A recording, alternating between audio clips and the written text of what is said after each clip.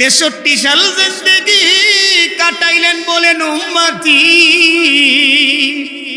নবী 63 সাল জিন্দেগি কাটাইলেন বলেন উম্মতি আজও কান্দে শুয়ে মদিনাতে আমার দয়ালো নবী মায়ার নবী আর আসবে না জগতে আমার দয়ালো নবী মায়ার নবী আর আসবে না জগতে।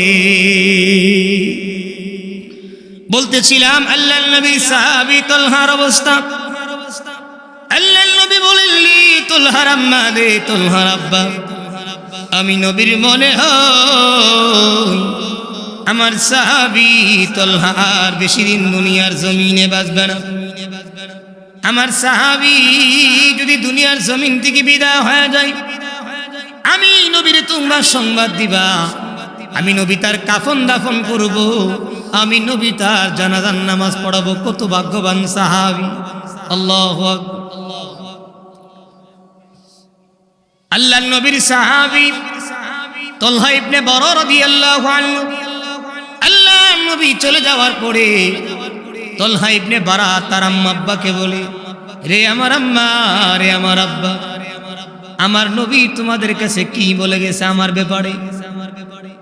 তলহার আম্মা আব্বা বলে, রে তলহা, তোমার নবী বলে গেছে তুমি যদি দুনিয়ার জমিন থেকে বিদায় হয়ে যাও, তোমার অবস্থা বেশি ভালো না। নবী বলছেন তুমি বেশি দিন দুনিয়ার জমিনে বাঁচবা না। তবে নবী একটা সুন্দর সংবাদ শোনায় গেছেন, এরে আমার সন্তান তলহা, নবী বলছেন তুমি যদি দুনিয়ার জমিন থেকে বিদায় হয়ে যাও, তাহলে নবীকে সংবাদ দেওয়ার জন্য নবী তোমার কাফন দাফন করবে এবং নবী তোমার জানাজার নামাজ পড়াবে। আল্লাহর নবীর একজন সাহাবী যার নাম ইমরান ইবনে হুসাইন রাদিয়াল্লাহু আনহু, আল্লাহর নবীর সাহাবী ইমরান ইবনে হুসাইন রাদিয়াল্লাহু আনহু একটানা 30 বছর ইমরান ইবনে হুসাইন অসুস্থ ছিল। এক করোড়ে শুয়ে আল্লাহর ইবাদত করে একদিন আল্লাহর নবীর কাছে গিয়ে বলে, ওগো আল্লাহর নবী, আমি কিভাবে নামাজ আদায় করব?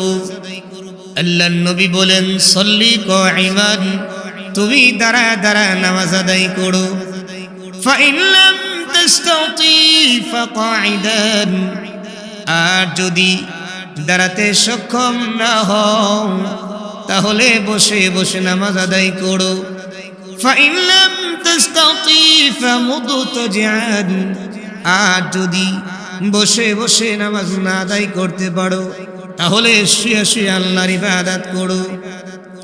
আল্লাহর নবী সাহাবী ইমরান ইবনে হুসাইন রাদিয়াল্লাহু আনহু একটানা আল্লাহর ইবাদত করে একদিনও আল্লাহর ইবাদত থেকে নিমগ্ন থাকা থেকে বাদ দেয় না। আল্লাহর নবীর সাহাবী ইমরান ইবনে হুসাইন রাদিয়াল্লাহু আনহু একদিন আসমানের দিকে তাকায় মিটমিটায়া হাসে।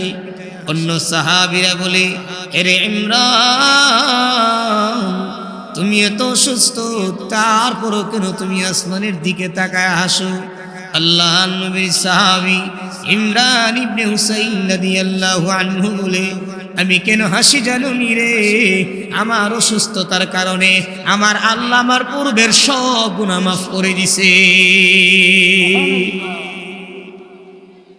এক হাদিসের মধ্যে আল্লাহর রাসূল বলেন, কিয়ামতের কঠিন ময়দানে আল্লাহ যেদিন বিচার কার্য শুরু করবেন, আল্লাহ যেদিন আমাদের বিচার কার্য শুরু করবেন, আল্লাহ প্রথমে বলবেন, আইনা ইবাদি আল্লাযীনা ইয়াদউনানি ফিস সাররাই ওয়াদ দাররা। আল্লাহ বলবেন, আইনা ইবাদি, আমার ওই বান্দারা কোথায়? আল্লাযীনা ইয়াদউনানি ফিস সাররাই ওয়াদ দাররা, আমার যেই বান্দাগুলো আমি আল্লাহকে সুখে দুঃখে স্মরণ করত। জ্বর হলো আমি আল্লাহকে ডাকতাম, মুসিবতে পড়লো আমি আল্লাহকে ডাকতো, ওই বান্দারা কোথায়? আল্লাহর নবী বলেন, কিয়ামতের কঠিন ময়দানে ওহম কলিল, অল্প কিছু লোক এমন দাঁড়াবে যারা সুখে দুঃখে আল্লাহকে স্মরণ করছে। আল্লাহ রাব্বুল আলামিন জানায় দিবেন উদখুলুল জান্নাতা বিগাইরি হিসাব, আজকে তোমাদের কোনো হিসাব নাই, বিনা হিসাবে আমি আল্লাহর তৈরি জান্নাতের ভিতরে প্রবেশ করো। আমরা কি অসুস্থ? আসুন সাহাবীরা কি পরিমাণ অসুস্থ ছিল জানি। শাইখুল ইসলামে সানি ইমাম রব্বানি আল্লামা শেখ ইবনুল কাইয়িম আল জাওজিয়ার একটা কিতাব আছে, কিতাবের নাম ঈদাতুস সাবিরিন ওয়া দাখিরাতুশ শাকিরিন। এই কিতাবের মধ্যে উনি একজন সাহাবীর ঘটনা উল্লেখ করেছেন। হযরত আবু বকর সিদ্দিক রাদিয়াল্লাহু আনহু প্রচন্ড অসুস্থ। সাহাবীদের জামাত গেছে ওনাকে দেখার জন্য। প্রশ্ন থাকতে পারে, একজন ব্যক্তি অসুস্থ, সাহাবীদের জামাত গেলেন কেন দেখার জন্য? উত্তর হলো, হযরত আবু বকর সিদ্দিক এমন একজন সাহাবী ছিল যিনি প্রতিদিন কোনো না কোনো রোগীকে দেখার জন্য যাইতেন। সুবহানাল্লাহ। আল্লাহর নবীর সাহাবী আবু বকর সিদ্দিক রাদিয়াল্লাহু আনহু কি সাহাবীদের এক জামাত গেল ওনাকে দেখার জন্য। সাহাবীদের এক জামাত গিয়ে বলল, আলা নাদউ লাকা তাবিব, এরে সিদ্দিক আকবর, আপনার জন্য কি আমরা ডাক্তার নিয়ে আসব? সিদ্দিক আকবর বলে, কদ রাআনি আত-তাবিব, ডাক্তার দেখার দরকার নাই, ডাক্তার আমারে দেখে গেছে। সুবহানাল্লাহ। আপনারা মনোযোগ নষ্ট করেন না, বাইরে কথা বলবেন না। মাহফিলে বসেন, মাহফিলে বসেন ভাই, আমরা তো আপনাদের মেহমান, অনেক দূর থেকে আসছি। মাহফিলে বসেন। আল্লাহর নবীর সাহাবী সিদ্দিক আকবরকে সাহাবীরা বলে, আলা নাদউ লাকা তাবিব, এরে সিদ্দিক আকবর, তুমি যে অসুস্থ, তোমার জন্য কি ডাক্তার নিয়ে আসবো? সিদ্দিক আকবর কি জবাবটা দিতে শুনেন। সিদ্দিক আকবর বলে, কদ রাআনি আত-তাবিব, ডাক্তার আমারে দেখে গেছে। সুবহানাল্লাহ। আমরা বলি না, ডাক্তার যদি তোমাকে দেখে থাকে তাহলে কি বলছে? সাহাবীরা বলে, ফাআইয়ু শাইইন ক্বালা লা, যদি তোমার ডাক্তার দেখেই তাকে ডাক্তার কি বলছে? আমার ডাক্তার বলছে, ইন্নী ফাআলুল লিমা ইউরিদ আও উরিদ, আমার ডাক্তার বলছে আমি আল্লাহ রূপ দেনেওয়ালা, আমি আল্লাহ এই রূপ থেকে শিফা দেনেওয়ালা। শাইখুল ইসলাম সানি ইমাম রব্বানি আল্লামা শেখ ইবনুল কাইয়িম আল জাওজিয়ার আরেকটা কিতাব আছে, কিতাবের নাম মাদারিজুস সালিকিন বাইনা মানজিলাতি ইয়াকা না'বুদু ওয়া ইয়াকা নাস্তাঈন। এই কিতাবের মধ্যে আল্লাহর নবীর একজন সাহাবীর ঘটনা উল্লেখ করেছেন। আল্লাহর নবীর একজন সাহাবী যার নাম ইমরান ইবনে হুসাইন রাদিয়াল্লাহু আনহু। আল্লাহর নবীর সাহাবী ইমরান ইবনে হুসাইন রাদিয়াল্লাহু আনহুর শত্রুক ছিল। শত্রুক মানে প্রত্যেকটা রোগের গোড়ায় গোড়ায় প্রত্যেকটা রোগের রক্তের পরিবর্তে পানি হয়ে গেছিল। উঠতেও পারতো না, বসতেও পারতো না। সাহাবীদের এক জামাত, তন্মধ্যে একজন সাহাবী যার নাম মুতাররিফ ইবনে আব্দুল্লাহ। ফাদাখালা আলাইহি মুতাররিফ ইবনে আব্দুল্লাহ, উনাকে দেখার জন্য উনার সাহাবী মুতাররিফ ইবনে আব্দুল্লাহ গেল। গিয়ে মুতাররিফ ইবনে আব্দুল্লাহ গিয়ে দেখে আল্লাহর নবীর সাহাবী ইমরান ইবনে হুসাইনের অবস্থা বেশি ভালো না। এই অবস্থা দেখে আল্লাহর নবীর সাহাবী কান্না আরম্ভ করে দিল। ইমরান ইবনে হুসাইন বলে, দুস্থ লিমা তাবকি, তুমি কেন কান্না করো? মুতাররিফ ইবনে আব্দুল্লাহ বলে, দুস্থ, তোমার আমি এমন অসুস্থতা দেখবো কোনদিন কল্পনা করি নাই রে দুস্থ। আল্লাহর নবীর সাহাবী ইমরান ইবনে হুসাইন রাদিয়াল্লাহু আনহু, এরে আমার দুস্থ শুনো রে, আমারে আমার মালিক অসুস্থ রাইখা যেই পরিমাণে খুশি, এর চাইতে কোটি গুণ বেশি খুশি আমি অসুস্থতার মধ্যে থাইকা। আবার আল্লাহর নবীর সাহাবী কান্না আরম্ভ করে দিল। আল্লাহর নবীর সাহাবী ইমরান ইবনে হুসাইন রাদিয়াল্লাহু আনহু, দুস্থ লা তাবকি, তুমি কান্না করবা না। আলা উখবিরুকুম বিশাইইন, আমি তোমার এই এমন একটা সংবাদ দিব, যতদিন আমি দুনিয়ার জমিনে বেঁচে থাকবো ততদিন এই সংবাদটা তুমি কাউরে বলবা না। আচ্ছা ঠিক আছে, আমি বলবো না। কি সংবাদ? ও দোস্ত, আমি যেহেতু সুস্থ,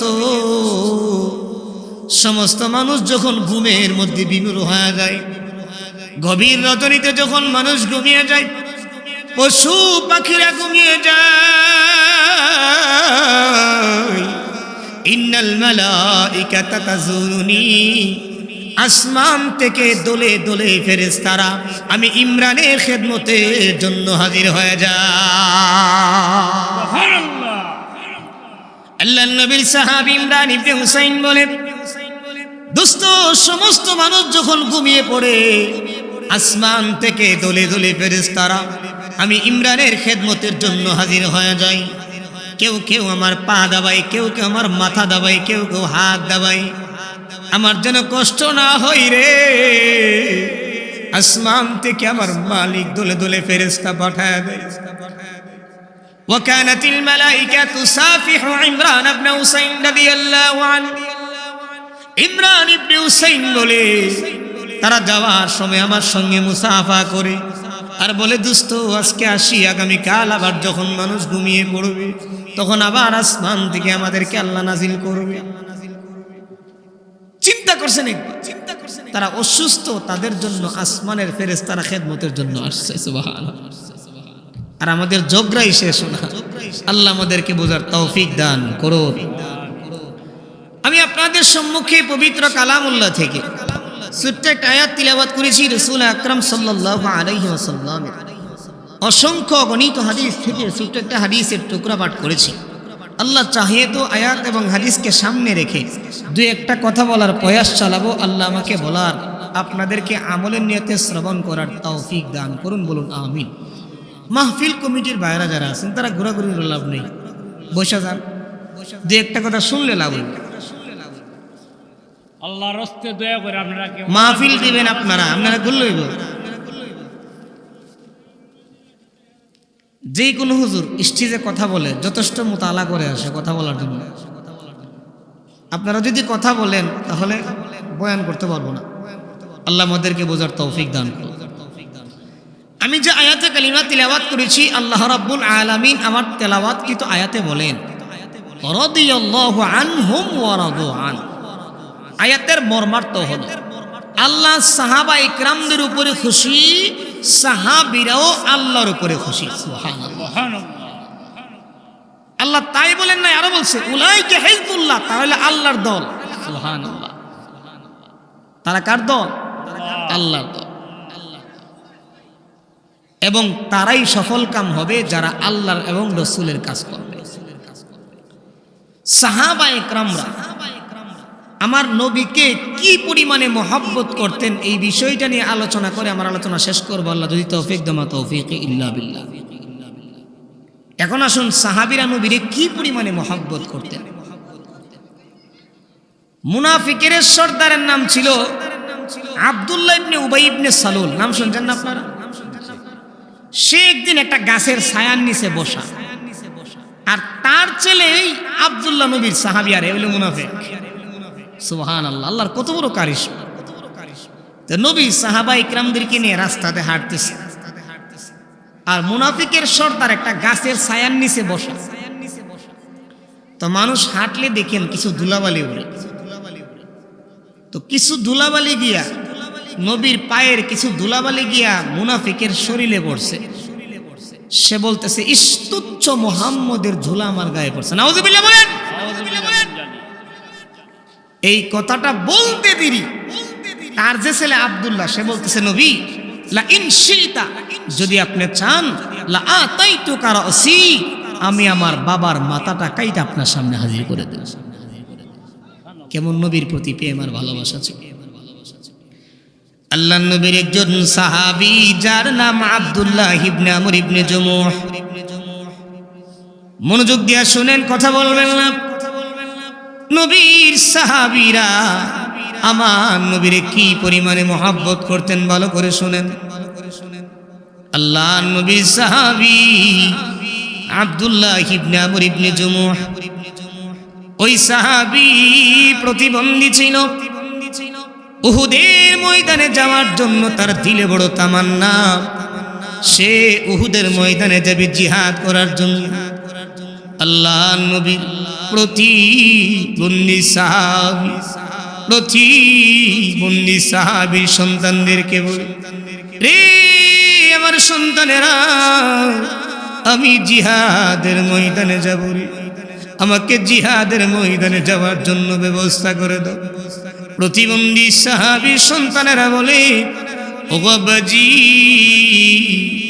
আপনি প্রতিবন্ধী, আর যদি কোনো প্রতিবন্ধী জিহাদের ময়দানে না যায় তাহলে কোনো অসুবিধা হবে না। আল্লাহর নবীর প্রতিবন্ধী সাহাবী বলেন, না আমি মানব না, আমাকে নিয়ে চলো আখিরি জামানার পয়গম্বরের দরবারে। আল্লাহর নবীর কাছে আল্লাহর নবীর প্রতিবন্ধী সাহাবীকে নিয়ে যাওয়া হলো। আল্লাহর নবী বিশ্ব নবী রহমাতুল লিল আলামিনকে গিয়ে বলে, ও নবীজি, নবী আমার দিলে বড় তামান্না, নবী আমি জিহাদের ময়দানে যাব। ও নবী, আমার সন্তানের আমাকে দেয় না, আমাকে জিহাদের ময়দানে যাওয়ার জন্য আমার সন্তানের আমাকে দেই না গো নবীজি। ও নবীজি, আপনি যদি অনুমতি দেন গো, আমি জিহাদের ময়দানে গিয়ে জিহাদ করব। আল্লাহ নবী বলেন, রে প্রতিবন্ধী সাহাবীর সন্তানেরা, তোমার আব্বাকে কেন তোমরা জিহাদের ময়দানে যাওয়ার জন্য অনুমতি দাও না? প্রতিবন্ধী সাহাবীর সন্তানেরা বলে, ও নবীজি, আমার আব্বা প্রতিবন্ধী, আর যদি কোনো প্রতিবন্ধী জিহাদের ময়দানে না যায় তাহলে কোনো অসুবিধা হবে না। ও নবীজি, এই জন্য আমরা নিষেধ করেছিলাম, আমার আব্বা যেহেতু প্রতিবন্ধী, এই জন্য যেন আমার আব্বা জিহাদের ময়দানে না যায়।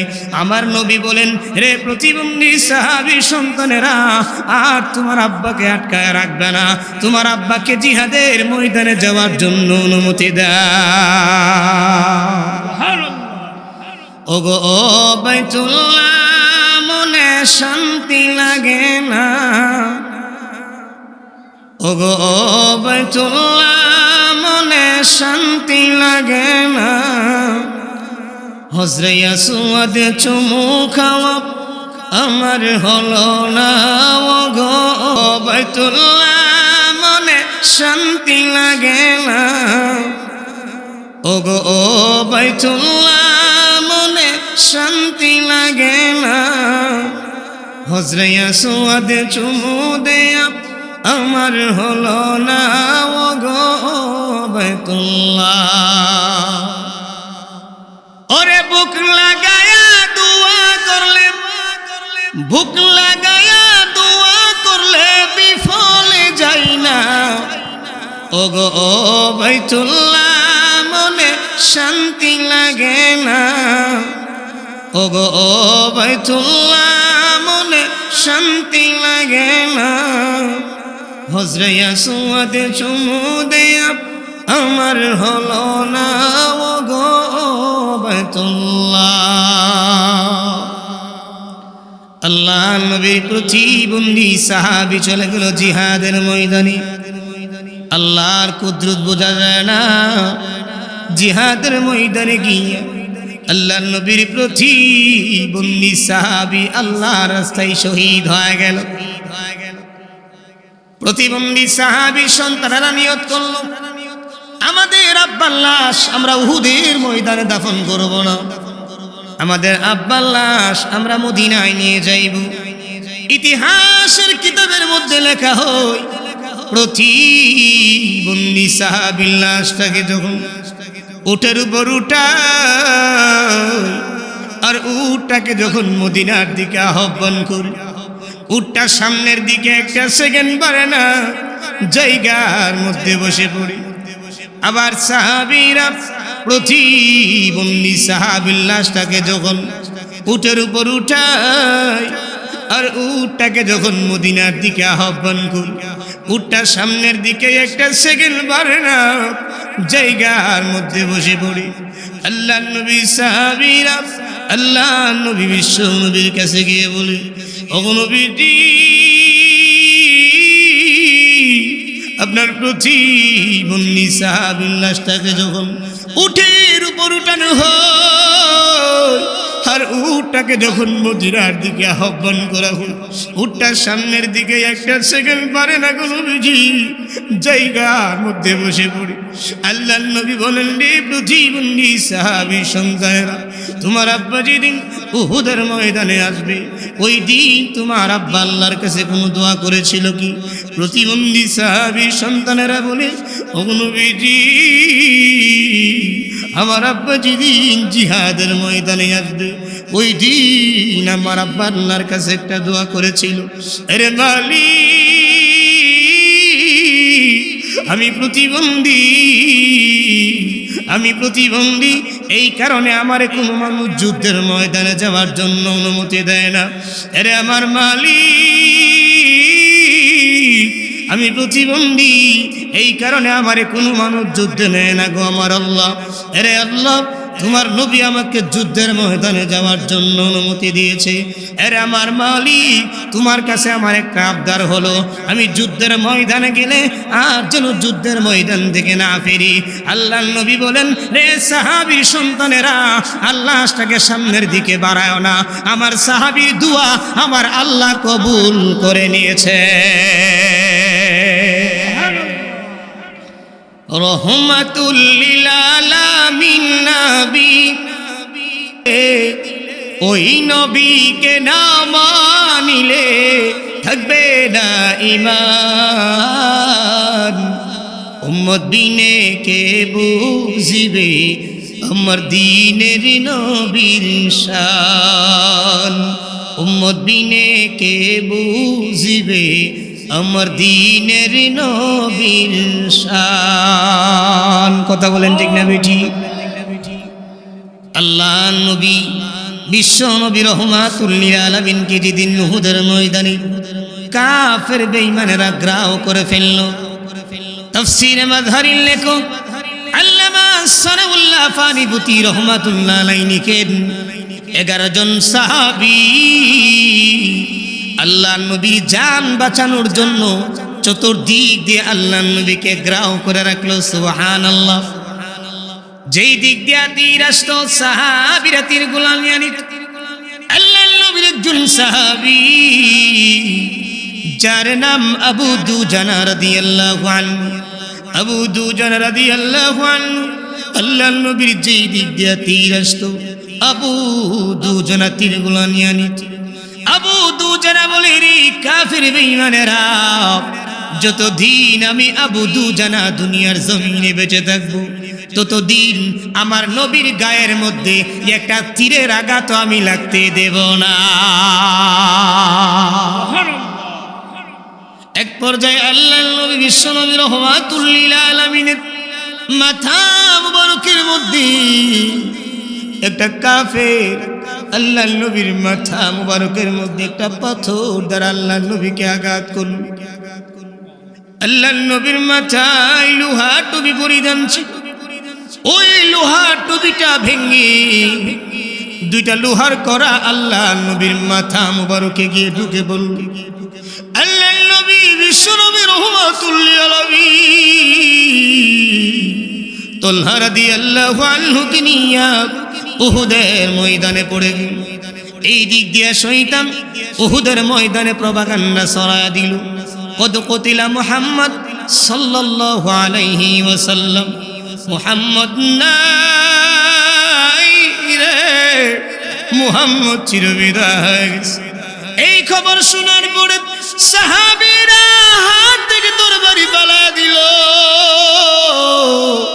আর কার জন্য যুদ্ধ করব রে? আমাদের দিনের নবী দুনিয়ার জমিনে নাই।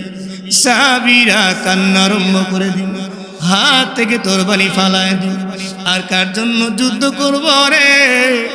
আমাদের দিনের নবী দুনিয়ার জমিনে নাই।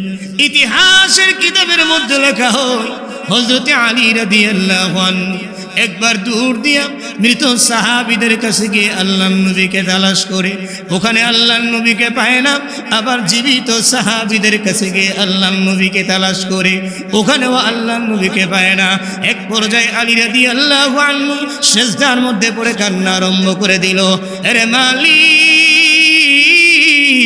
ঈসা নবীর উম্মতেরা ঈসা নবীর সাথে বিয়াদবি করার কারণে তুমি ঈসা নবীকে আসমানের মধ্যে উঠায় নিয়েছিলে। রে মালিক, আরে মালিক, আমাদের নিয়ে এমন কোনো বিয়াদবি হয়েছে যেই বিয়াদবি করার কারণে আমাদের নবীকে তুমি আসমানের মধ্যে উঠায় নিয়েছ। এই দিক দিয়ে আলী রাদিয়াল্লাহু আনহু সিজদার মধ্যে পড়ে কান্না আরম্ভ করে দিল। আল্লাহর নবী বিশ্ব নবী রহমাতুল লিল আলামিন তালহা রাদিয়াল্লাহু আনহুকে নিয়ে গর্তের ভিতরে পড়ে গেল। আল্লাহর নবী কেমন নবী আমার, গর্তের ভিতর থেকে বারবার মাথাটাকে উঠায় উহুদের ময়দানটাকে দেখার জন্য। আল্লাহর নবী মাথা উঠায়, তালহা রাদিয়াল্লাহু আনহু আল্লাহর নবীর মাথাটাকে নিচের দিকে ঝুঁকায় দেয়। আল্লাহর নবী মাথা উঠায়, তালহা রাদিয়াল্লাহু আনহু আল্লাহর নবীর মাথা মুবারকটাকে নিচের দিকে ঝুঁকায় দেয় আর বলে, ওগো নবীজি, আপনি মাথা উঠাবেন না গো নবী, ওগো নবী, আপনি যদি মাথা উঠান গো আর একটা তীর যদি আপনার গায়ে লেগে যায় তাহলে আমি তালহা আল্লাহর দরবারে কি জবাব দিব গো নবী? ওগো নবী, আপনি মাথা উঠাবেন না, আমি উহুদের ময়দানটা চেক করে আপনাকে জানায় দেব।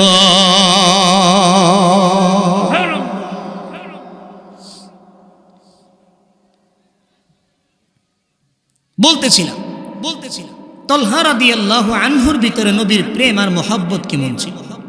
বলতেছে, নবী, আপনি যে বারবার মাথা উঠান, এই যে বারবার মাথা উঠাইতেছেন, আপনি যদি মাথা উঠান আর একটা তীর যদি আপনার গায়ে লেগে যায় তাহলে আমি তালহা আল্লাহর দরবারে কি জবাবটা দিব? সুবহানাল্লাহ। কেমন ইশক আর মোহাব্বত নবীর প্রতি নবীর সাহাবীদের ছিল, বলেন না সুবহানাল্লাহ।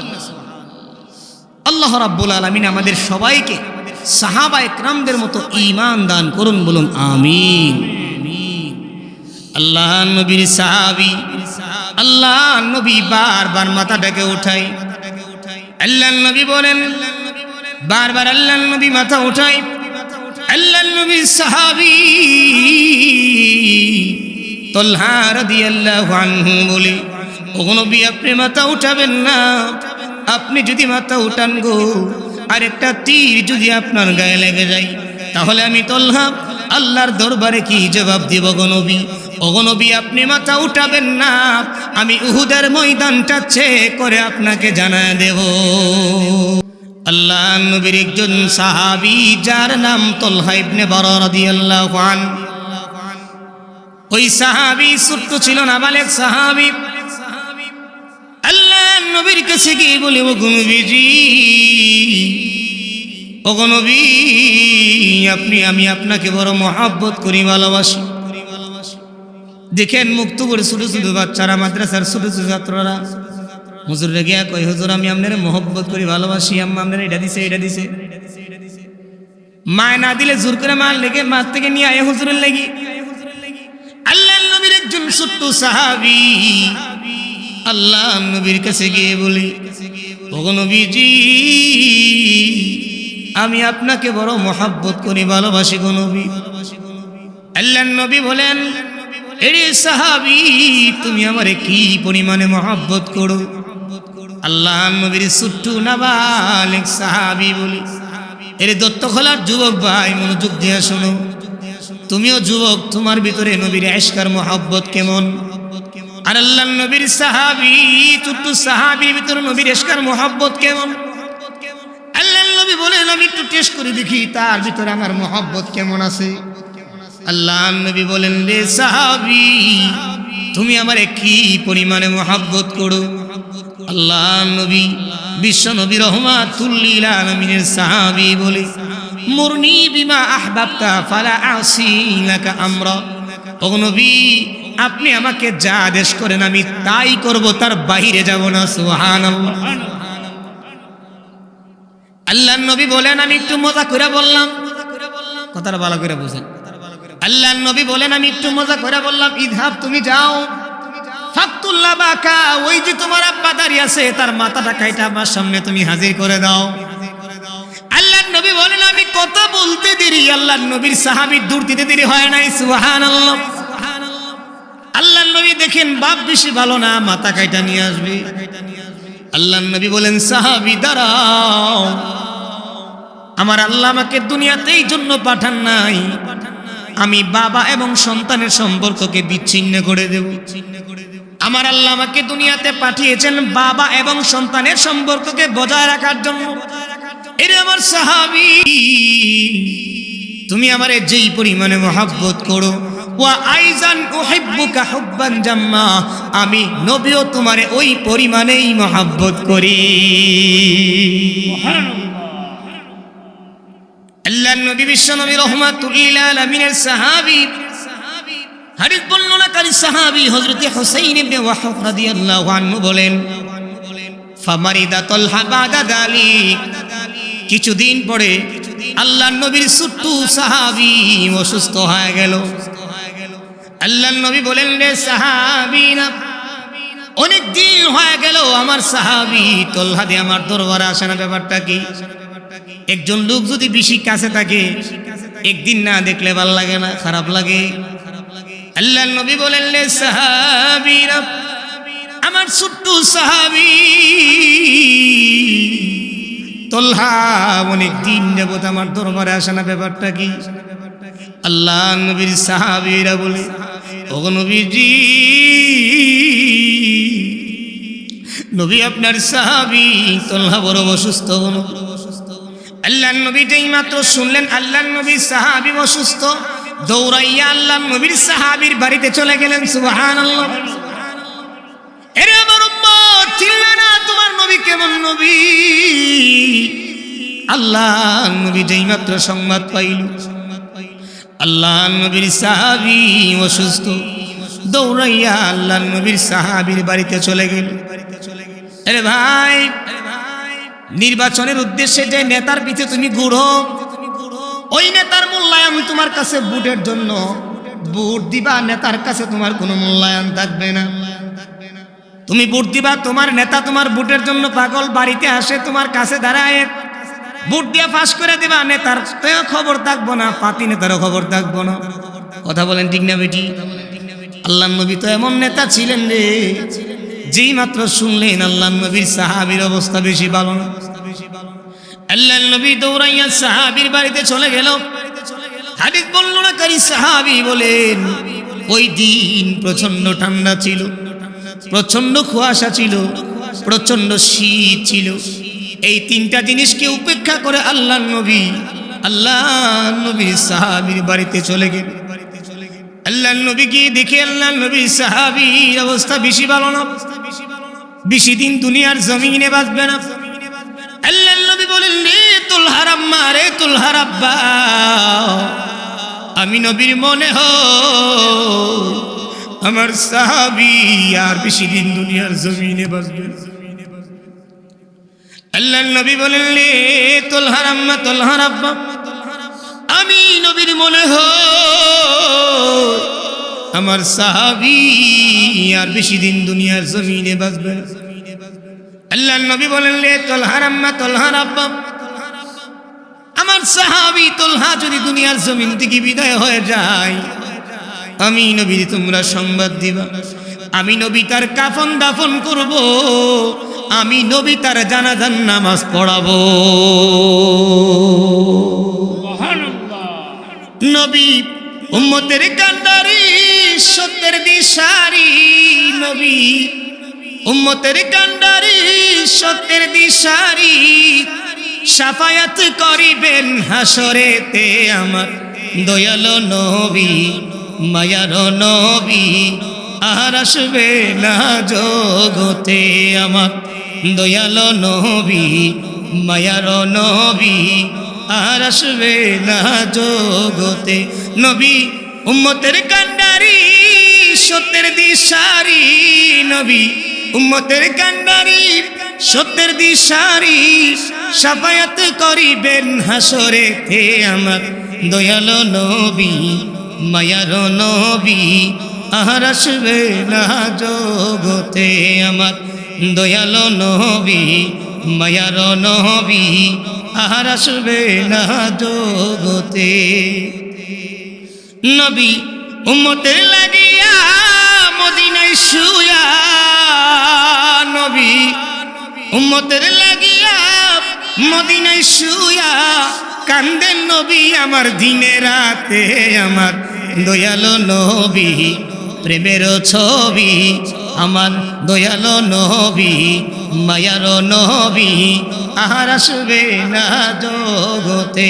আমার দয়ালো নবী মায়ার নবী আর আসবে না জগতে। 63 সাল জিন্দেগি কাটাইলেন বলেন উম্মতি নবী। 63 সাল জিন্দেগি কাটাইলেন বলেন উম্মতি, আজও কান্দে শুয়ে মদিনাতে। আমার দয়ালো নবী মায়ার নবী আর আসবে না জগতে। আমার দয়ালো নবী মায়ার নবী আর আসবে না জগতে। বলতেছিলাম আল্লাহর নবী সাহাবী তলহার অবস্থা। আল্লাহর নবী বলেনলি তলহার আম্মা রে, তলহার আব্বা, আমি নবীর মনে হয় আমার সাহাবী তলহা আর বেশি দিন দুনিয়ার জমিনে বাঁচবে না। আমার সাহাবী যদি দুনিয়ার জমিন থেকে বিদায় হয়ে যায়, আমি নবীর তোমরা সংবাদ দিবা, আমি নবী তার কাফন দাফন করব, আমি নবী তার জানাজার নামাজ পড়াবো। কত ভাগ্যবান সাহাবী! আল্লাহু আকবার। আল্লাহর নবীর সাহাবী তলহা ইবনে বরর রাদিয়াল্লাহু আনহু, আল্লাহর নবী চলে যাওয়ার পরে তলহা ইবনে বারা তার আম্মা আব্বাকে বলে, রে আমার আম্মা, রে আমার আব্বা, আমার নবী তোমাদের কাছে কি বলে গেছে আমার ব্যাপারে? তলহার আম্মা আব্বা বলে, রে তলহা, তোমার নবী বলে গেছে তুমি যদি দুনিয়ার জমিন থেকে বিদায় হয়ে যাও, তোমার অবস্থা বেশি ভালো না। নবী বলছেন তুমি বেশি দিন দুনিয়ার জমিনে বাঁচবা না। তবে নবী একটা সুন্দর সংবাদ শোনায় গেছেন, এরে আমার সন্তান তলহা, নবী বলছেন তুমি যদি দুনিয়ার জমিন থেকে বিদায় হয়ে যাও, তাহলে নবীকে সংবাদ দেওয়ার জন্য নবী তোমার কাফন দাফন করবে এবং নবী তোমার জানাজার নামাজ পড়াবে। কত বড় ভাগ্যের বিষয়, নবী জানাজার নামাজ পড়াবে। আল্লাহর নবীর ভিতরে নবীর প্রেম আর মহব্বত কেমন ছিল!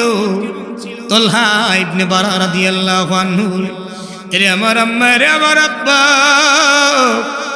আমি যদি দুনিয়ার জমিন থেকে বিদায় হয় তাহলে আমার নবীরে তোমরা ডাক দিবা না, কারণ আমি যদি রাত্রের বেলা মারা যাই আর নবী যদি আমার কাফন দাফন করার জন্য রাত্রের বেলা আর কোনো কাফের বেঈমান যদি আমার নবীকে আক্রমণ করে, তাহলে আমি তলহা আল্লাহর দরবারে কি জবাব দিব?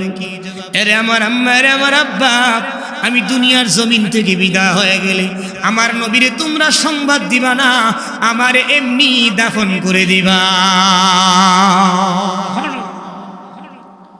আল্লাহর নবীর সাহাবী তলহা দুনিয়ার জমিন থেকে বিদায় হয়ে গেল। আল্লাহর নবীর সাহাবী দুনিয়ার জমিন থেকে বিদায় হয়ে গেল। পরের দিন আল্লাহর নবীর সাহাবীর আল্লাহর নবীর কাছে গিয়ে বলে, ওগো নবীজি,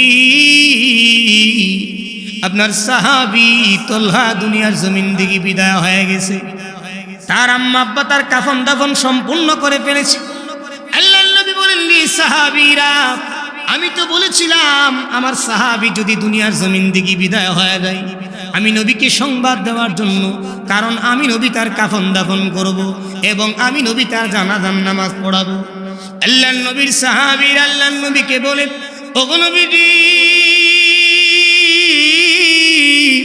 আপনার সাহাবী নিষেধ করেছেন। আল্লাহর নবী বলে, কেন নিষেধ করেছেন? বলে, আপনার সাহাবী বলেছেন যদি আমি রাত্রের বেলা মারা যাই আর কোনো কাফের বেঈমান যদি আমার নবীকেই ফাঁকে দিয়ে আক্রমণ করে, তাহলে আমি তলহা আল্লাহর দরবারে কি জবাব দেব? আমাকে আর নবী আনার দরকার নাই, আমাকে তোমরা এমনি কাফন দাফন দিয়া দিবা। এই জন্য আপনার সাহাবীকে কাফন দাফন দেওয়া হয়েছে। আল্লাহর নবী এই খবরটা শুনে দৌড়াইয়া সাহাবী কবরস্থানে চলে গেল। আল্লাহর নবী দুটো চোখের পানি পালায় পালায় কাঁদলে আর কবরস্থানের সামনে দাঁড়ায় বলে, আরে আমার মালিক, তুমি তো ভালো করে জানো তোমার বান্দা তলহা আমারে কি পরিমাণে মহব্বত করতো রে আমার আল্লাহ।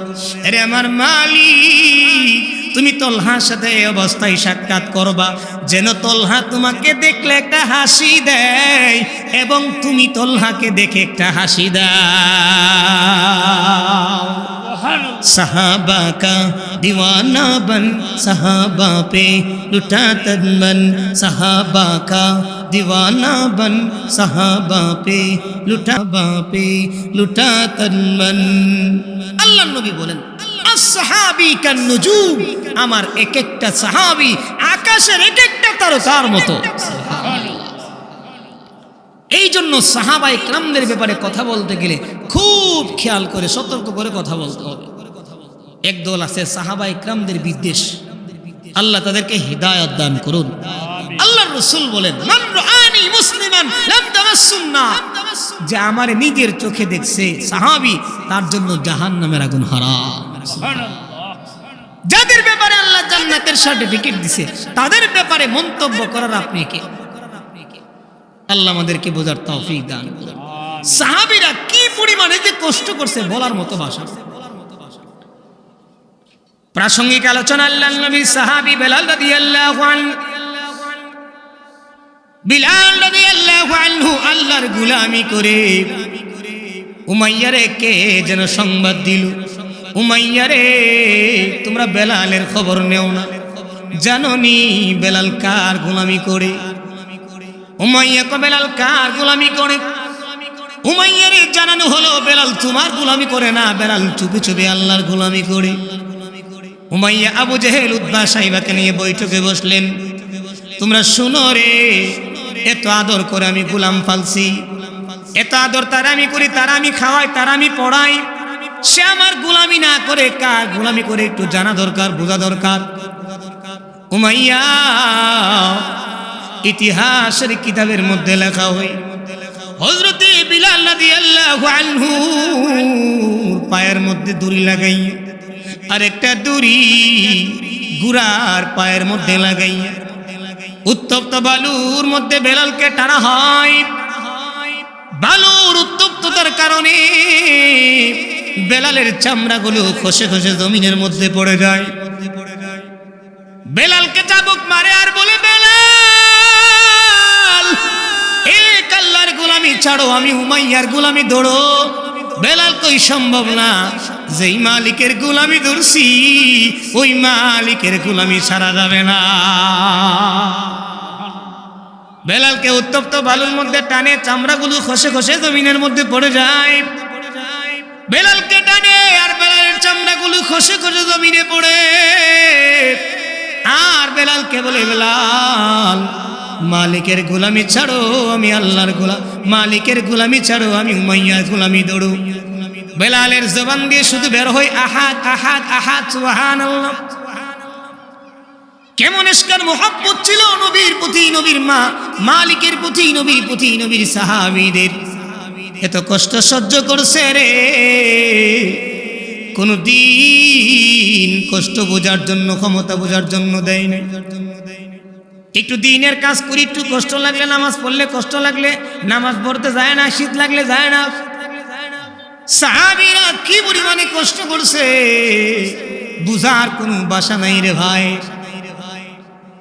হযরতে খানজালা রাদিয়াল্লাহু আনহু ফরজ গোসল করার জন্য বালতি নিয়ে দাঁড়াইছে, পানি নিয়ে দাঁড়াইছে, ফরজ গোসল করবে। কে যেন মদিনার অলিগলি দিয়ে বলে যায়, মুহাম্মদ নাই রে মুহাম্মদ। হানজালা বালতি ফালাইয়া নতুন স্ত্রীর কাছে গিয়ে বলে, স্ত্রী গো তলোয়ারটা দে আমাকে, তলোয়ারটা দে। স্ত্রী বলে, স্বামী হ্যাঁ, আপনি তো ফরজ গোসল করেন নাই, আপনি তলোয়ার নিয়ে কি করবেন? হানজালা বলে, স্ত্রী গো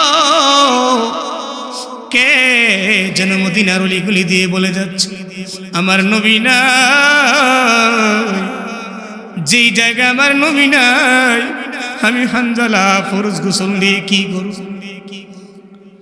হানজালা রাদিয়াল্লাহু আনহু বলে, স্ত্রী হে, যে জগতে নবী নাই ওই জগতে আমি ফরজ গোসল করে কি করব? সাহাবীদের ইশকের মোহাব্বত কেমন ছিল, এই কারণে হানজালা রাদিয়াল্লাহু আনহুকে উপরে আসমানের মধ্যে উঠাইয়া ফেরেশতারা গোসল করায় দিছে। হযরত যায়েদ বিন আব্দুর রাব্বিহি আল্লাহর নবীর একজন সাহাবী খেজুর বাগানে কাজ করতেছে।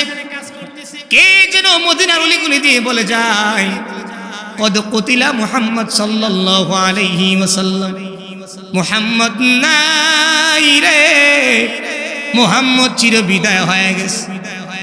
এই খবর শুনিয়া যায়েদ বিন আব্দুর রাব্বিহি চোখে পানি ফালা ফালা কান্না আর বলে, মালিক, আমি যেই চোখ দিয়ে আমার নবীকে আমি দেখতাম, এরে আমার মালিক, আমি আমার যেই চোখ দিয়ে আমার নবীরে আমি দেখতাম গো মালিক, এরে মালিক, যেহেতু আমার নবী দুনিয়ার জমিনে নাই, আমি আমার চোখ দিয়ে কি করব রে আমার আল্লাহ? এরে আমার আল্লাহ, যেহেতু আমার নবী নাই, আমার এই চোখের কোনো মূল্য নাই, দাম নাই। এরে আমার মালিক, যেহেতু আমি নবী দেখতে পারবো না, আমার চোখ দিয়ে যেহেতু আমি নবীকে দেখতে পারবো না, আপনার কাছে একটা আবদার হলো, আমার চোখগুলো আপনি উঠায় নেন। আল্লাহর কুদরত, যায়েদ বিন আব্দুর রাব্বিহি এই কথা বলতে দেরি, তার চোখটা অন্ধ হইতে একটা সেকেন্ড দেরি হয় না। চিন্তা করেন নবীর সাহাবীদের নবীর প্রতি কি পরিমাণে মহব্বত ছিল। ছোট্ট একটা ঘটনা শুনে, উহুদের যুদ্ধ শেষ, আল্লাহর রাসূলের একজন সাহাবীরে পাঠাইছে, তুমি লাশগুলাকে গিয়ে শনাক্ত করো, কোনটা কার লাশ, ওগুলা চিনা চিনা তুমি কি করো, খুসখুস করে বাড়ি করো। বিশেষ করে লিতলাবি সাদ ইবনে রবি, আমার সাহাবী সাদ ইবনে রবির লাশটা তুমি তালাশ করো। তখন সাহাবী গেছে, নবী কো দাঁড়াও, তুমি আমার সাহাবী সাদ ইবনে রবিকে আমার নবীর পক্ষ থেকে সালাম জানাইবা। সাহাবী আবার রওনা দিছে যাওয়ার জন্য, নবীকে দাঁড়াও, শুধু আমার সাহাবীরে সালাম জানাইবা না, আমার সাহাবীরে বলবা সে উহুদের ময়দানে যে আছে এই অবস্থাটা তার কাছে কেমন লাগতেছে একটু জানানোর জন্য। সুবহানাল্লাহ। আল্লাহর নবীর সাহাবী গেছে, গিয়ে দেখে একটা লোক মুমূর্ষু অবস্থায় মরে যাবে ভাব। আপনি কি সাদ ইবনে রবি? জি হ্যাঁ, আমি সাদ ইবনে রবি। ও নবী তো আপনার সালাম জানাইছে। জি, এই কথা শুনছে ঠাস করে দাঁড়ায় গেছে, নবী সালাম জানাইছে। তুমি তো নবীর সালাম নিয়ে আসছো, তোমার সালাম, নবীরও তুমি সালাম জানায়।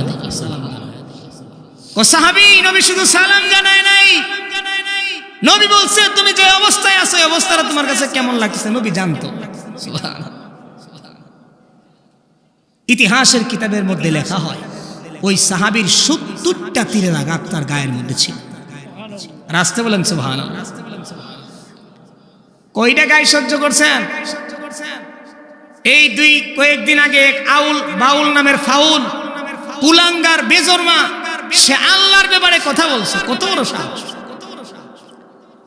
আমরা দত্তখোলার মাঠ থেকে পরিষ্কার বলে দিতে চাই, বাংলার জমিনে তুমি বেশ্যাগিরি করবা, বেশ্যাগিরি করো না, তোমার তো কেউ বাধা দেয়নি। তুমি বিড়ি নিয়ে উলঙ্গ হয়ে নাচো না, অসুবিধা নাই। তো তুমি আদার ব্যাপারী জাহাজের খবর লইছে কেন? তুমি আদার ব্যাপারী করো, জাহাজের খবর লও কেন? যেই মালিক তোমারে বানাইলো, যেই মালিক তোমারে দয়া করে দুনিয়াতে না পাঠাইলে তুমি দুনিয়াতেই তো আসতে পারতাম, সেই মালিকের ব্যাপারে তুমি কথা বলছো। আমরা বলবো, এই দত্তখোলার ময়দান থেকে পরিষ্কার বলবো, এমন একটা বিচার তার করা দরকার যেন পরবর্তী কোনো মানুষ এমন কথা বলার সাহস না করে। বাইতুল মুকাররমের সামনে নিয়ে সমস্ত মানুষের সম্মুখে যদি ভালো করে ফাঁসি দেওয়া হয়, তো একটা থেকে 10টা শিক্ষা লাগে। কথা বলেন ঠিক না বেটি? আল্লাহ আমাদেরকে বোঝার তৌফিক দান করুন। বলতেছিলাম আল্লাহর নবীর সাহাবী সাদ ইবনে রবি বলে, আমি ৭০টা তীরের আঘাত সহ তুমি নবীরে জানায়া দেবা। নবী জানতে চাইছে না কেমন লাগে, নবীরে জানায়া দেবা আমি উহুদের ময়দান থেকে ৭০টা তীরের আঘাত সহ আজিদু রিহাল জান্নাহ, আমি জান্নাতের সুঘ্রাণ পাইতেছি। কেমন ছিল নবীর সাহাবী? বদরের যুদ্ধের কাতারে আব্দুর রহমান ইবনে আউফ দাঁড়ানো। আমি বদরের যুদ্ধের কাতারে আমি দাঁড়াই রইছি। আমার দুইটা পাশে দুইটা ছোট ছোট বাচ্চা ফোলাবা। মনে মনে ভাবতাছি এই বাচ্চা ফোলা মানলে কি জিয়াদ করব। ছোট ছোট বাচ্চা ফোলা মানলে ঝগড়া করলে মজা লাগবো। ঝগড়া যদিও করুন ভালো না, ঝগড়া করতে গেলে ছোট ছোট বাচ্চা তাই আপনার খারাপ লাগতো না? আব্দুর রহমান ইবনে আউফ বলেন ফাকামা জানি আহাদুহুমা, দুইজনের মধ্য থেকে একজন আমারে খুসা দিছে। খুসা দিয়ে বলতেছে হাল তারিফু আবা জাহলিন ইয়া আম, চাচা আবু জাহেলকে চিনেন? সুবহানাল্লাহ। আব্দুর রহমান ইবনে আউফ বলেন আমি আশ্চর্য হয়ে গেলাম, ছোট্ট সাহাবী আমার দিকে আমি নিয়ে আবু জাহেল দিছি। আমি বললাম মা হাজাতুকা ইয়া ইবনে আখি, বাচ্চা তুমি ছোট মানুষ আবু জাহেল দিয়ে কি দরকার তোমার, কি করবে? ছোট্ট সাহাবী বলে আমি শুনেছি সে নাকি আমার নবীকে গালি দেয়, যদি আজকে পাই দুনিয়ার জমিন থেকে বিদায় করে। আবার বাম পাশ থেকে ছোট্ট বাচ্চা মানে খুসা দিছে, গুতা দিছে, আমরা যেটাকে বলি গুসা দিয়ে বলতেছে হাল তারিফা আবা জাহলিন ইয়া আম, চাচা আবু জাহেলকে চিনেন? আমি বললাম মা হাজাতুকা ইয়া ইবনে আখি, বাতিদা তুমি ছোট মানুষ, নিজের জান নিয়ে তো লড়তে পারো না, তুমি আবু জাহেল দিয়ে কি করবে? আমি শুনেছি সে নাকি আমার নবীকে গালি দেয়, যদি আজকে পাই দুনিয়ার জমিন থেকে তাকে বিদায় করে দেব। আল্লাহ রাসূলের সাহাবী আব্দুর রহমান ইবনে আউফ বলেন আমি দেখলাম আবু জাহেল আসতেছে, দুজনে গুতা দিয়ে দেখাইছে ওই যে লোকটা আইতেছে, এই লোকটাই আবু জাহেল। বাস পাখির মতো উড়া দিয়া মুহূর্তের ভিতর আবু জাহেল দুনিয়ার জমিন থেকে বিদায় করে দিয়েছে। কেমন ইশকের মহব্বত ছিল নবীর প্রতি, নবীর সাহাবীদের।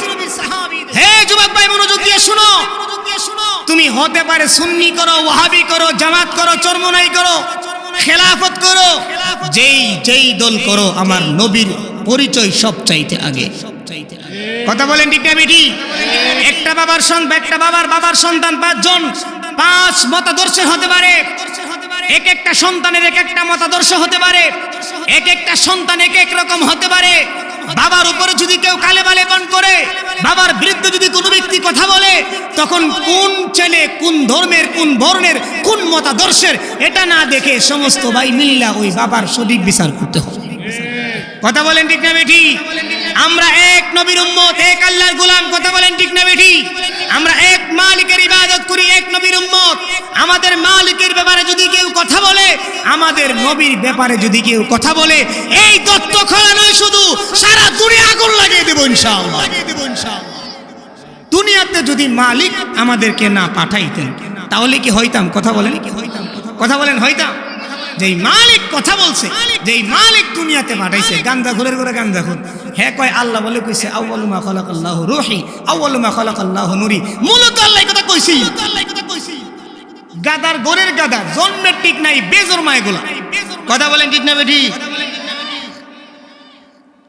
আল্লাহ যতদিন দুনিয়াতে দুনিয়ার জমিনে বাঁচিয়ে রাখবেন, হক কথা বলার চেষ্টা করবেন। যতদিন দুনিয়ার জমিনে বেঁচে থাকবেন, হারাম থেকে বেঁচে থাকার চেষ্টা করবেন। আপনি যতদিন দুনিয়ার জমিনে বেঁচে থাকবেন, আপনার দ্বারা যেই কাজটা বাধা দেওয়া সম্ভব, এটা বাধা দেওয়ার চেষ্টা করবেন। কারণ হাদিসের মধ্যে আল্লাহ রাসূল বলেন, যারা যেই একটা গুনার কাজ হলো, ওই গুনার কাজে যদি কেউ বাধা দিয়ে ঠিকায় দেয়, ওই গুনার কাজটা হইতে গিয়ে যে গুনাহ ছিল তার বিপরীত যত সব তার আমল নামে আল্লাহ দান করে দিবেন। মনে করেন কথার কথা দত্তখোলা একটা গান হয়, আশা করি আপনাদের এলাকায় গান হয় না। আলহামদুলিল্লাহ, আমার বাড়ি সরাই, আমাদের এলাকায় অনেক জায়গায় গান হয়।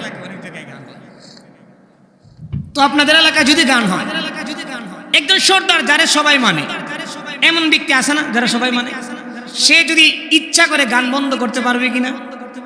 কথা বলে না, আরে জোরে বলেন না, কথা বলেন না, পারবে না। যদি সে ক্ষমতা থাকা সত্ত্বেও গান বন্ধ না করে, আল্লাহর কসম সে মালিকের দরবারে জবাব দিতে হবে। আল্লাহর কসম সে তার মালিকের দরবারে জবাব দিতে হবে। আল্লাহ বলেন লিকুল্লি উম্মাতিন আজাল ইদা জা আজালুহুম ফালা ইস্তাখিরুনা সাআতাও ওয়ালা ইস্তাকদিমুন। বান্দা, নির্ধারিত একটা সময় কি নামাজ যাই করো, নির্দিষ্ট সময় কিন্তু একটা আছে। মানে প্রত্যেকটা মানুষকে তার জিম্মাদার বানায় দেওয়া হয়েছে। যেমন মনে করেন এলাকার মাতব্বর যিনি, তিনি হলেন ইমাম। তিনি হলেন কি? আমরা ইমাম মানে মনে করি কি তাহলে মসজিদের ইমাম সাহেব, মানে সব দায়িত্ব তাহলে মসজিদের ইমাম সাহেব।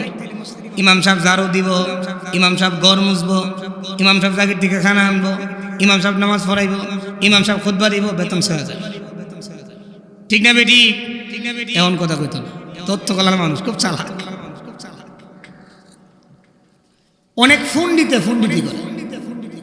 কেমনে জানেন না? আপনার কষ্ট নেন না গেল ওই হুজুর লেগে বলে আলগা আছে, হুজুর আর আলগা আছে মাশাআল্লাহ, সুলতান সুন্দর করে। আলগাটা কি জিন আছে নাকি? আমি এই কথাটার কোনোদিন বুঝলাম না। আলগা আছে মানে কি জিন আছে? জিনে আলগার থেকে টাকা নিয়ে হুজুরের পকেটে দিয়ে দেয়, বিষয়টা কেমন হুজুর? হুজুরের কি জিন আছে? জিন মানে আলগার টাকা নিয়ে দিয়ে দেয় পকেটে? আলগা আছে জিঙ্গাইলে হুজুর রাসূল প্রতিদিন মুসল্লিনা 5-10 হাজার টাকা দিয়া না, আর আমরা এটা দিয়ে বাণিজ্য মেলা দিয়ে মেলা করি। কথা বলেন ঠিক না বেটি? আল্লাহ বুঝার তৌফিক দান। এটা কথা মনে হচ্ছে কয়ালাই। এক বউ জামার কথা শুনে না, একটু তেরা, একটু কি তেরা। এমন বউ আছে না? আমরা দত্ত খোলা আছে না? দত্ত খোলা না থাকতে আমরা সরাইলে আছে। জামাই যদি ক তুই বাণিজ্য মেলা কুট্টা পারা যাইস না, হে যাইব এটা এমন তেরা। এক বউ খুব তেরা, খুব তেরা। তো ওই জামার শালা এসে ওনারা নেওয়ার লাগে, বন্ধের মধ্যে বেটা কাজ করতেছে না, বন্ধের মধ্যে ফেলাইছে দোলাবাইরে। বাপতাছে দোলাবাইরে যেহেতু পাইছি আর বাড়িতে গেলাম নাই, দোলাবাইরে কয়া মিটমাট করে আফারে বাড়িতে নিয়ে। দোলাবাই ক শালা আইসো তো এটা বালা কাজ করছো, তোমার বোনের যে একটা অবস্থা, যদি হালে গিয়ে বাড়ির নামটা তেল দো থেকে আর আমারে মানবো, ভোট করে চাদর দিব। কথা বলেন ঠিক না বেটি? এই কথার পরে দুলাভাই কইছে হ্যাঁ এখন ভাই যাওয়ান যেত না, এখন ঝামেলা আছে, এই সেই ইটা যে কোনো একটা বুঝ। হে বাড়িতে গিয়ে কইছে আম্মা দুলাভাই কইছে জিন্দিগি তো তোমার জিরিয়ার দিত না। সত্য কথা না মিথ্যা কইছে? এমন আসিনি এমন আসিনি। এখন বুঝা যা, কষ্ট নেই না গেলাম আমরা, এখন বুঝা যা বিয়াটা আমার বউ বুঝে না, যেমন আমার শাশুড়ি আমার দ্বারা বিয়ে হয়েছে। নাউজুবিল্লাহ কোন নদু, যদি একটা সিজার লাগতো না, একটু সমস্যা, তাইনের ফেটা হাতে লেগে যায়। যেমন বুঝা যায় পেটের বাচ্চাটা কার, তাইনের ফেটা লয়ে রয়েছে। আল্লাহ আমাদেরকে বোঝার তৌফিক দান করেন। বলতেছিলাম এই কথা বলার পরে মার কাছে আনায়া বানায়া গিয়ে লাগাইছে, লাগানোর পরে মা ফোন দিছে জিয়ার কাছে। জিয়ার কাছে তো একটা এক্সট্রা মোবাইল থাকে, সবাই দিয়া দেয়। কজি তোর জামাই কি কিছু শুনছত নি? ও কি কইছে? কইছে আর জিন্দিগিতে বলে তোরে দিত না। বেটা কি কথা কইছে? হ্যাঁ হ্যাঁ কথা কইছে। আজকে বাড়ি দিয়ে বলো দিছে মন করে চাদু বাড়ি যাবো গা। এই বিড়ি বাড়ি যেতে গেলে একটা বড় নদী পড়ে, কি পড়ে? বড় নদী। তো নদীর কাছাকাছি যখন গেছে জামাই দেহে বেটার বউ জাগা। কেমনে বুঝছে? মাথার মাঝে কাপড় নাই, হিডি আমার বউ। ঠিক না বেরি? বেড়া পিছে তো ডাহার গো বউ কই যা? তুই বলে কইছ তোর বাতার আমার হাইবার ধরার নাই, এলিগে আমি বেঁচে গে। ও বউ আর যেটাই করো গাদার যে লেজটা ধরছো লেজটা গেলাম সেরো না। নদী ফাইব নৌকা নাই, গাদার লেজ ধরে লেমে গেছে। বউ গাদার লেজ যখন ধরছে জামাই কো বউ আর যেটাই করো গাদার লেজ ছেড়ো না। বউ কো গোলামের ফু তোর কথা তো জীবনে শুনছি না আর শুনতাম না, দে দিলাম গাদার লেজ চাই। এখন কই দেব? পানির নিচে ঢুকে গেছে, পানির নিচে যেই ডুবছে জামাই যেই দিকে স্রোত মানুষ এই দিকে জানে কোনো জিনিস খুঁজতে লাগে, এবারে উল্টা যা। একবার লাগতেছে কেউ মেয়ে তুমি তো উল্টা কিতা করো? ও ভাইও আমার বউটা পুরো মরে গেছে গা পানির নিচে, আমি খুঁজবার লাগে যাইতেছে। তারে মেয়ে যাও কই দা? ওকে রে স্রোত যেদিকে দিক উল্টা দিকছে, পরে উল্টা দিক গেলে মেয়ে বউ পাইবা, জামাল লাগবে কোন দিকে? বাইল দিক। আরে ভাই আমার বউটা আছে না, এটা সারা জীবন উল্টা আছে, এটা বাইলে আর বাইলে বাইতে না উল্টেই বাইবে। আরে মরার পরে কোন জিনিস বাইল থাকে না, আরে বেহা দেয় না, সব জিনিস কি হয়ে যায়? যাও মিয়া উল্টা দিকে না বাউ দিকে যাও। বেটা বাউ দিকে কিছুক্ষণ পরে গিয়ে দেখে তার বউ চিত্তে ফিরে মেরে, তখন বউর কানে কানে গিয়া কো বউ সোজা তো হইলি, মরার পরে হইলি। দত্ত হলার মানুষ ওলামা ইকরামদের কথা ভালো লাগে না, কোরআন হাদিসের কথা ভালো লাগে না, একদিন বুঝবেন যেদিন ওলামা একরাম থাকবে না, দুনিয়ার জমিন থেকে বিদায় হয়ে যাবে। প্রত্যেকটা জিনিসের কিমত, প্রত্যেকটা জিনিসের মূল্য তখন বুঝে আসে যখন জিনিসটাই না থাকে। কথা বলেন ঠিক না বিটি? আল্লাহ আমাদেরকে বিশেষ করে এই মাদ্রাসা একটা গনিমত আপনাদের জন্য। কথা বলেন গনিমত কিনা? আচ্ছা, প্রথমে যে বললাম 10 জন জাতীয় পর্যায়ে পুরস্কার আনছে, এটার নাম খুশিনা বাজার। আচ্ছা, খুশিনা বাজার বলেন। বাবার সম্মান যত বৃদ্ধি হয় একমাত্র সন্তানের ইজ্জতের কারণে। আপনার সন্তান যত দামি হবে আপনার সম্মান তত বেশি বৃদ্ধি পাবে। কথা বলেন ঠিক না বিটি? আচ্ছা, এখানে যে আপনারা জাগির রেখে ছাত্রদেরকে খাওয়াইতেছেন, লস হইতেছে। এক একটা ছেলে হাফেজ হইতেছে, এনে সীমাবদ্ধ, আরো পড়াশোনা করবে না, আলেম হবে, মুফতি হবে, মুহাদ্দিস হবে, বড় কিছু হবে, হয়ে সারা একদিন দেখবেন আপনার বাড়িতে আয় উঠবে। তো আপনার নিজের কাছেই ভালো লাগে। আমরা হাটাজারি থাকাকালীন তো আমাদের রোজিং সিস্টেম ছিল না, তখন আমরা বোর্ডিংয়ে খাইতাম। আমি যে সময় ইফতার পড়ি জামেতুল ইসলাতে কিশোরগঞ্জে, তখন আমাদেরকে বোর্ডিংয়ে খানা দিছে। আমার জিন্দিগি আমি বলতেছি, আমরা তো এই মাত্র ফারে, আমরা নিজে কিরা বাচ্চা খাওয়ার মতো কোনো তৌফিক হইছে না, এত পরিমাণে কিরা হইছে। সাদা যে কিরাগুলা এগুলো অহরহ খাইছি, কারণ ভাত ভালো না, চাউল ভালো না, সাদা কিরা পড়ে গেছে। হুজুররা বলতো খাও আর আল্লাহর নাম নাও। সুবহানাল্লাহ। এই জন্য ভাই এই মাদ্রাসার প্রতি খুব খেয়াল রাখবে। এটা আপনাদের জন্য অনেক বড় একটা গনিমত, একটা দ্বীনের প্রতিষ্ঠান হওয়া। এই যে এখানে সর্বদাই কোরআনের আওয়াজ, হাদিসের আওয়াজ, সর্বদাই তো ভালো কিছু হয়। এই কারণে আল্লাহ তাআলা হতে পারে এই মাদ্রাসাকে ওসিলা করে দত্ত হলার যত মুর্দেগান মাকবারায় আছে সমস্ত মাকবারার আযাবকে আল্লাহ মাফ করে দিবেন। তাহলে মাদ্রাসা দরকার আসেনি? এই মাদ্রাসায় সুখে দুঃখে থাকবেন না আপনারা? ইলম হুনার কা গেহওয়ারা तारीख खामोशे पारा है, हर फूल यहाँ एक शोला है, हर सर्व यहाँ मीनारा है। এই মাদ্রাসা প্রত্যেকটা খুঁটি যারা দিয়ে গেছে তাদের জন্য দোয়া করে। সুবহানাল্লাহ বলেন। এই জন্য ভাই ভালো করে খেয়াল করবেন এই মাদ্রাসার প্রতি, যেন মাদ্রাসার নিজের উপরে যেন মুসিবত আসে, মাদ্রাসার প্রতি যেন মুসিবত না আসে। গ্রামের মধ্যে কিন্তু দলাদলি হয়, অনেক সময় হয় না? আমাদের মধ্যে দলাদলি হবে, মাদ্রাসার মধ্যে যেন কিনা হয় কোনো দলাদলি না হয়। আল্লাহর নবী বলেন মান আহাব্বা সুন্নতি ফাকাদ আহাব্বানি। আল্লাহর নবী বলেন মান আহাব্বা সুন্নতি, যে আমি নবীর একটা সুন্নতকে মহব্বত করবে।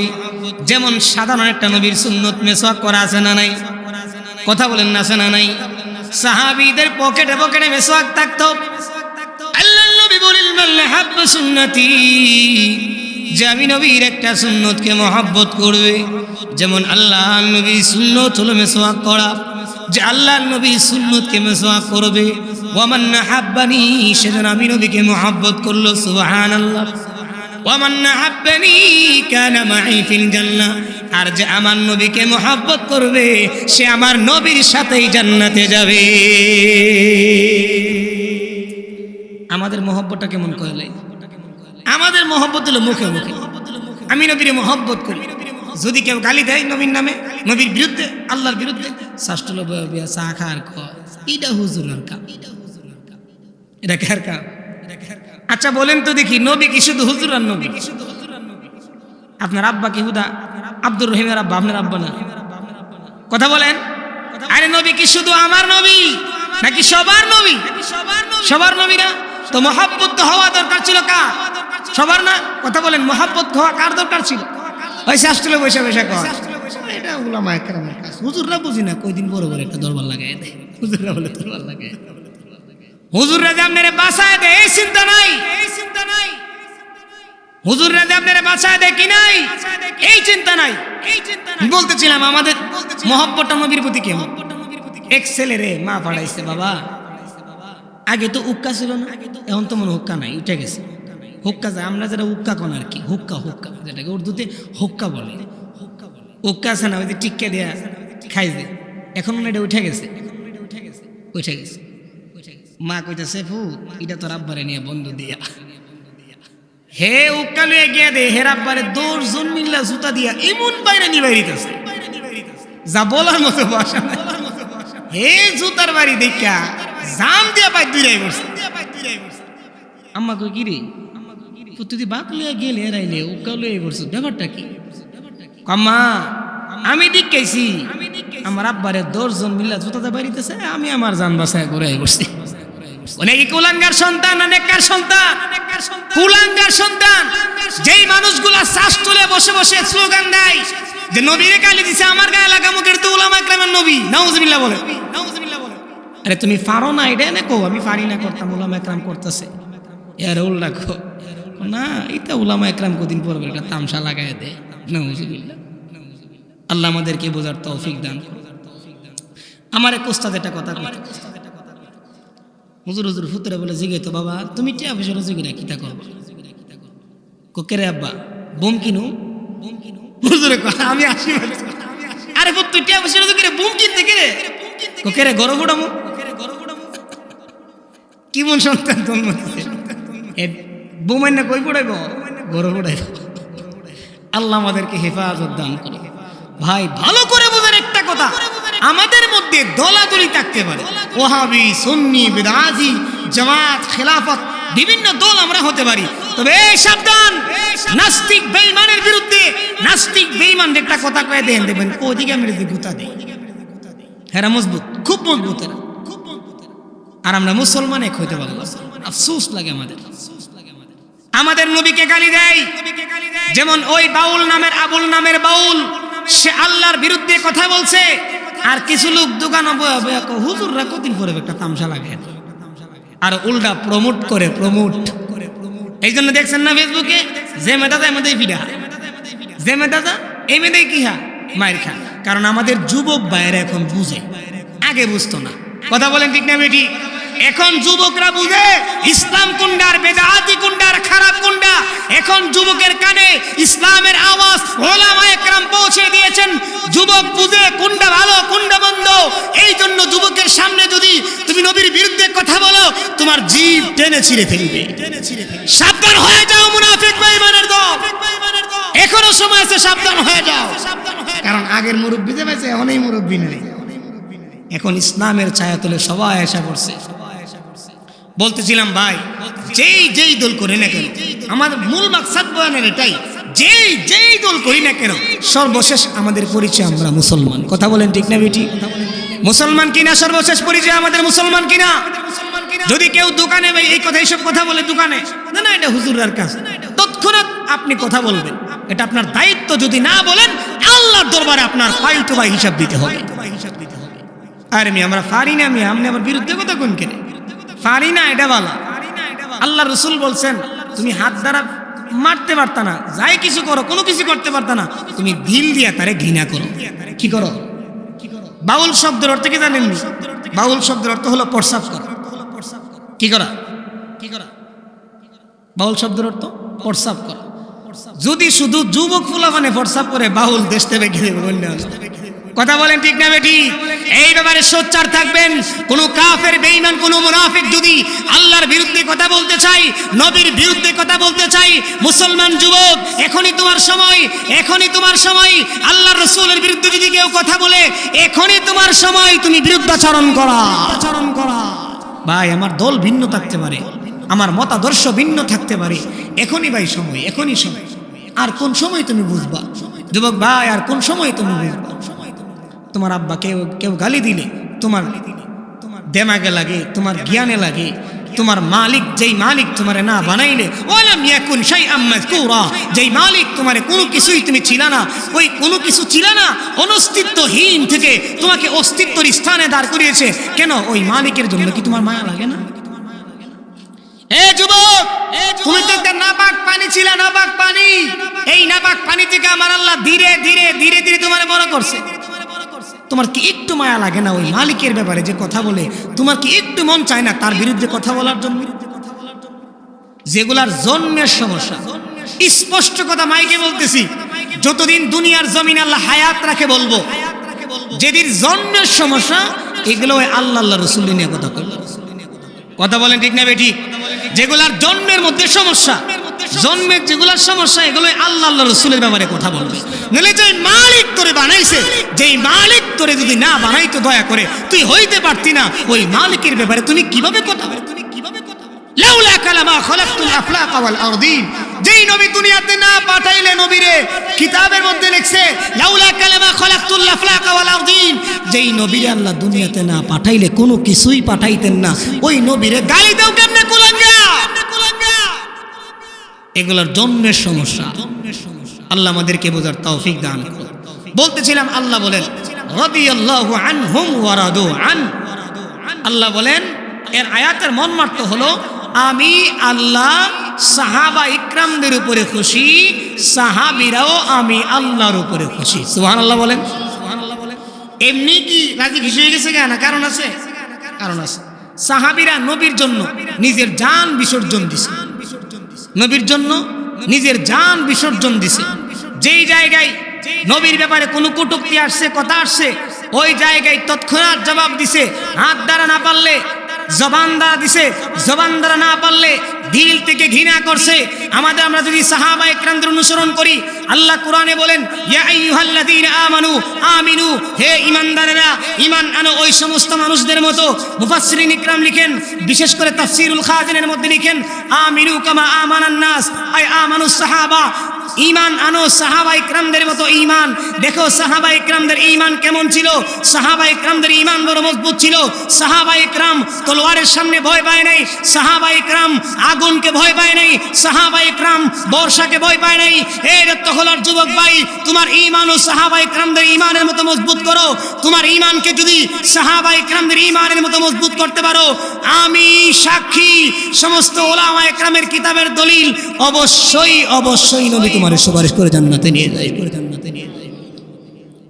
আমাদের মধ্যে একটা সমস্যা, শুধু দলাদলি দলাদলি দলাদলি, শুধু দলাদলি দলাদলি দলাদলি। অথচ আল্লাহ স্পষ্ট কোরআনের আয়াতে বলছেন সবাই একসাথে কাজ করো, পৃথক হয় না। সবাই একসাথে কাজ করো, পৃথক হয় না। সবার পদের লোক, সবার পদের লোক। আল্লাহ আমাদেরকে হেফাজত দান করুন। বলতেছিলাম যুবক ভাই, আজকের বয়ান থেকে একটা জিনিস সবকটা হলো মদিনাওয়ালা নবীর সুন্নত তরিকায় চলতে হবে। রাজি আছি ইনশাআল্লাহ? রাজি আছি ইনশাআল্লাহ? দুইটা হাত উঠে আল্লাহরে দেখায় দেয়। আল্লাহ যেই ভাইয়েরা হাত তুলছে সবাইকে মদিনাওয়ালা নবীর সুন্নত তরিকায় চলার তৌফিক দান করো। আল্লাহ তুমি গুনাহের প্রতি ঘৃণা জমায় দাও, নেক কাজ বেশি বেশি করার তৌফিক দান করো। আল্লাহ এই দত্তখোলা মাহফিলকে ওসিলা করে আল্লাহ দত্তখোলা গ্রামের যত মুর্দে গান কবরের মধ্যে আছে, আল্লাহ প্রত্যেকটা মুর্দে গানদের কবরকে তুমি জান্নাতের বাগান বানায় দাও। আমিন আমিন ইয়া রাব্বাল আলামিন। বলতেছিলাম ভাইরা, এই মাদ্রাসা আপনাদের জন্য খুবই গনিমত। এই মাদ্রাসার প্রতি খুব খেয়াল রাখবেন। আমাদের ইউনিয়নের হযরত মাওলানা শাফি সাহেব অত্যন্ত ভালো মানুষ, শাফিউদ্দিন সাহেব অত্যন্ত ভালো মানুষ। ওনার প্রশংসা যদি করলে আমার প্রশংসা করা শেষ হবে না। উনি আমার ইউনিয়নের, ওনার বাড়ি আইরুল, আমার বাড়ি নোয়াগাঁও। নোয়াগাঁও হলো ইউনিয়ন, উনি আমাদের ইউনিয়নের। এত মহব্বত করে ওলামা একরাম ওনারে, এবং আমাদের আদ-দাওয়া ফাউন্ডেশনের উনি প্রচার সম্পাদক। মানে আমাদের উলামা একরামের কাছে ওনারটা কি আছে? বিকবজিল উলামা, উলামা একরামটা লয়ে দেবো গা, এলমও কি দেবো গা, ওইটা দেবো গা। ইত্তাখাযান নাস রুসান জুহালা, মানুষ মূর্খদেরকে নেতা মানবে। কোন নেতা? ইসলামের নেতা। তখন একজন আরেকজন জিজ্ঞেস ফাসুইলু, কইব কিরে জোহর নামাজে নামাজ জানে, ফেজদা লাগছে রে, কেমনে ছুটান? দোকানে গেছি গিয়া। আচ্ছা যেই ব্যক্তি সর্দারি করে হেইটা কই তারবো? সর্দার কি কিতাব পড়ছে? বুখারী পড়ছে? আরে মনে কষ্ট নিয়েছেন আপনারা? যেটা উচিত করে দেখতে বলতেছি, সর্দার কি বুখারী পড়ছে? এবার বুখারীর লাইন দিলে কই তারবো? কইতে পারতো। ওই ফাসুইলু ফাফতাউ বিগাইরি ইলমিন দাল্লু ওয়া আদাল্লু, ওই ইলম ছাড়া হেও কই দিব? ওই দেমনি আর হেও এটা জেনে লইছে। ফাফতাউ বিগাইরি ইলমিন দাল্লু ওয়া আদাল্লু, নিজেও গুমরাইব আর 10 জনে নিয়ে গুমরার মধ্যে ফেলাই দেবে। আল্লাহ রাসূল বললেন ইতবাউল মাইয়িতা সালাস, তুমি যখন মরে যাইবা যুবক, তিনটা জিনিস তোমার খাটের পিছনে যাইবে।